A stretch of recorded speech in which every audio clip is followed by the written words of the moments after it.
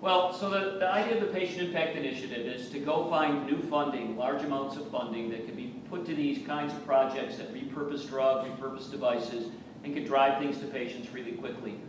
About 99.9% of all funding that goes to medical research goes to what we call new discovery, new drugs, new devices, new ideas, and about 1/100th of every one of those projects gets anywhere near patients, and less than 1/1000th of all those projects actually makes it to market. And so our success rate is in the 10 to 30% range versus the 100% range. And so we think it's money well spent. Our projects are much less than those projects. It takes about $1 billion to get a drug to market. It takes a couple $100,000 to get a repurposed drug tested and published so that doctors can use it for their patients. It makes a lot of sense to spend your money, to leverage it like that, to touch patients' lives.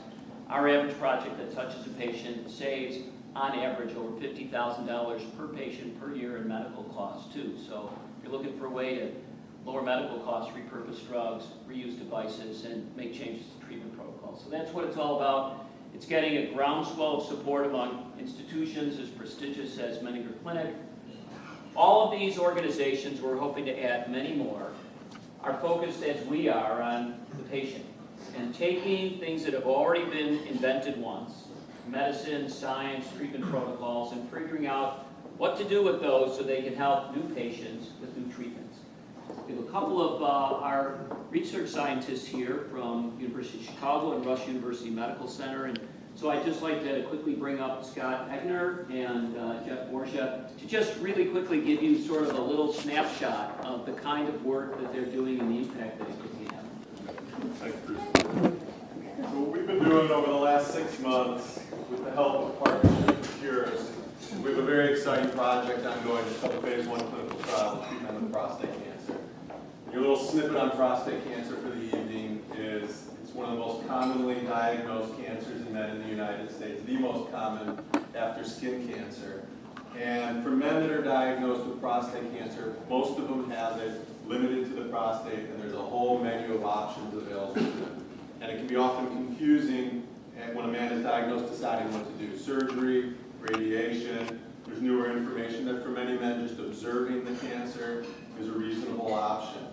The treatments are very successful, but the caveats with it is the treatments can have potential side effects, and we still don't know which men are benefiting from the treatment and which men probably never needed to be treated because the prostate cancer wouldn't have impacted them. So the bottom line is we're one of the first centers in the country to investigate a very new, innovative way of treating prostate cancer. And the way of addressing it is treating it similar to women when they are diagnosed with breast cancer, and a lot of women undergo lumpectomies, whereas decades ago, every woman with breast cancer had a radical mastectomy. And the idea is called laser ablation focal therapy. And for men that have low-risk prostate cancer, the idea is finding the small area of the prostate where that cancer is, and under MRI guidance, put a laser into that area and just destroy the small area of the prostate where the cancer is, with the idea of limiting the damage to the surrounding areas. So thus far, we've treated about 7 patients. Guys walk into the hospital in the morning, walk out in the early afternoon. They're at work the next day. They're golfing the next day. And thus far, we're very excited about our results. I tell guys very honestly, we're incredibly excited about it, but I have no idea if 5 years from now this is going to be used in every hospital in the country, or 5 years from now we're going to analyze our results and not be so enthused about it. But I can tell you, the guys that are diagnosed really latch onto it. And we've had patients fly in from South Carolina, from Texas.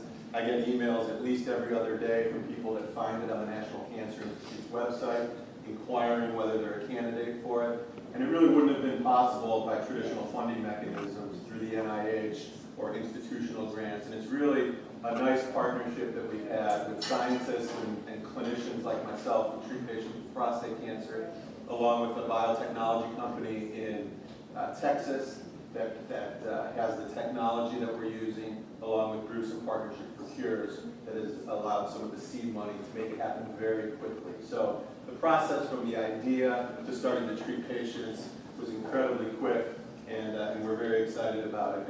And the element of it that's interesting is the repurposing of it. So this was a technology that was used in other parts of the body for other things, and through the help of Bruce and partnership and philanthropists that have made it possible, we've targeted it now for prostate cancer, and we're hopeful and optimistic it will be successful. 186,000. That's the number of people that will die this year from lung cancer. The number of people that die from lung cancer is more than breast, prostate, ovarian, and all of the leukemia put together. Early detection is really the key. Currently, there's no means to detect lung cancer. Most of our patients present with symptoms, and at that point, the disease has progressed to the point that they typically go see an oncologist directly. Surgery is not an option.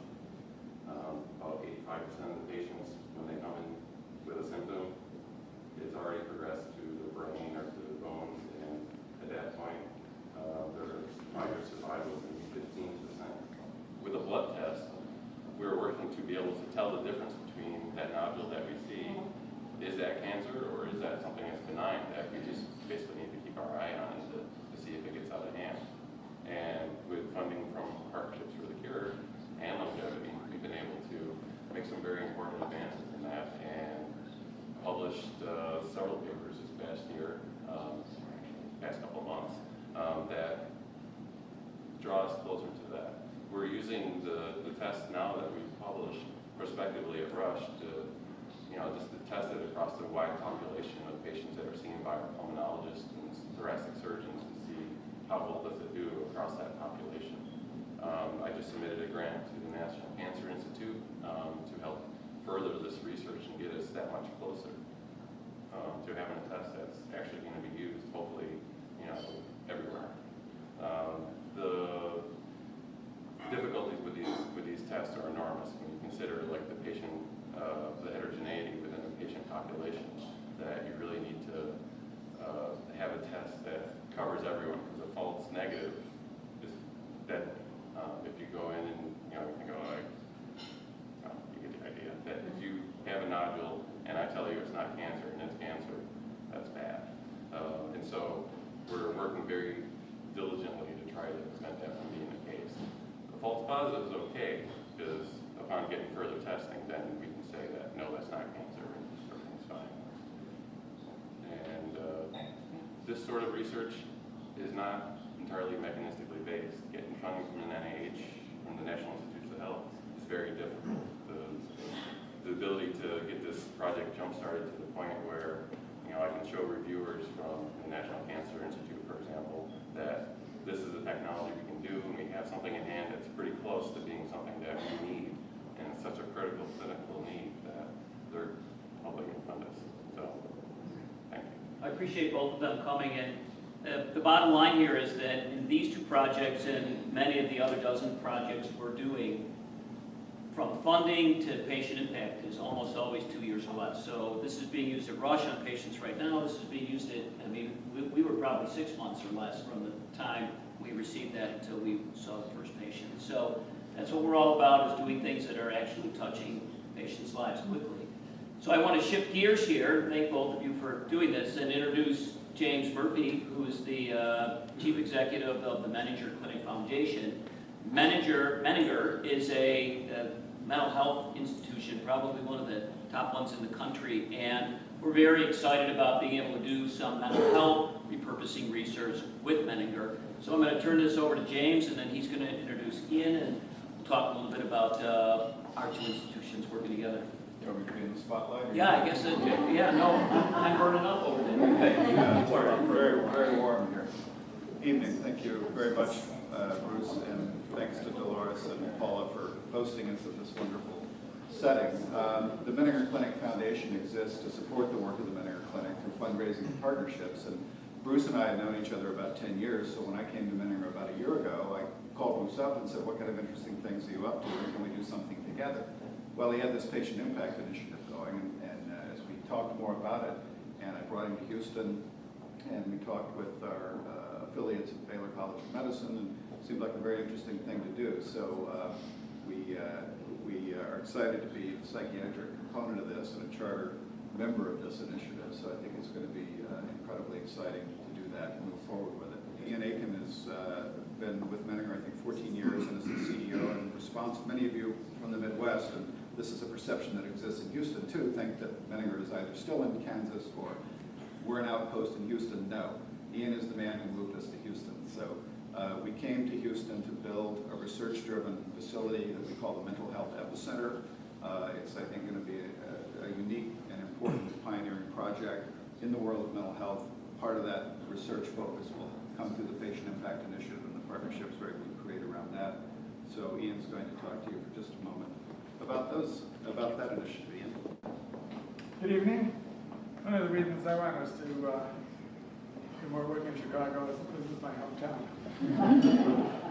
And you know, as much as I try to dump the Cubs and the Bears, I can't do it. So, a lot of people in Houston think I'm crazy, but I'm still hanging in there. So this is a labor of love. In 1953, our founders, CF and Carl and Will Menninger, wrote a 27-page single-space document to be opened when they died for perusal by the next CEO and president of the clinic, so that that person would know how they thought about this and where they wanted the clinic to go. So when Dr. Carl died in 1990, everybody ran into the vault in the business office and opened it up, and there it was from our founders, basically telling us, these are the things you'll do and these are the things you won't do. This is how we thought about it, and it's not everybody that really kind of gets a ironclad strategic plan that they can take into the future. So the thing that was of interest to me when I became president of Menninger was that the founders always saw Menninger as having a research focus, a training focus, and a clinical practice focus. And their view always was that at various times in the clinic's iteration, one of these things became more important than others. But their view of the future was that the clinic would always be a research-driven organization. It was very good timing that Bruce came to us and wanted to include us in the Patient Impact Initiative. Given the research that we'll be doing at the Epicenter, this is the perfect time for us to get engaged in this. And as he said today, we're going to solidify our partnership and sign a document and move ahead. So I very much appreciate all of you coming and very much appreciate our hostesses for putting us up in this great place. Look forward to looking around, and thank you very much for your time. Appreciate it. And so, here's the pen. We have to get pen. Don't we have pen? That's a brand new pen, never been used before. All You'll right. sign, and then I'll sign, and That's done.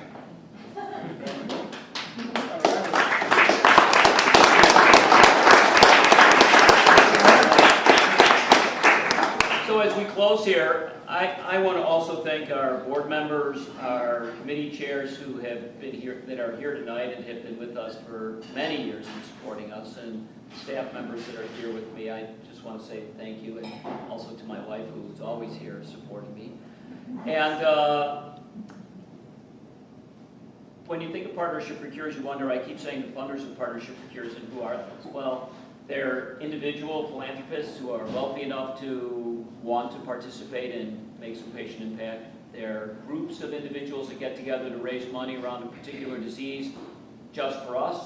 They're also groups of people that have been raising money around a particular disease for a long time and not seeing the impact in wherever they're giving their money, and so they use us to create that kind of impact. So if you know any of those people who really want to make an impact for the patients that they care about, whether they're family members or friends or people they don't even know, they're just concerned, we'd be happy to talk with them. And many of you here have been those kinds of people, and we're glad to be in partnership with you and hope to continue to do that for many years.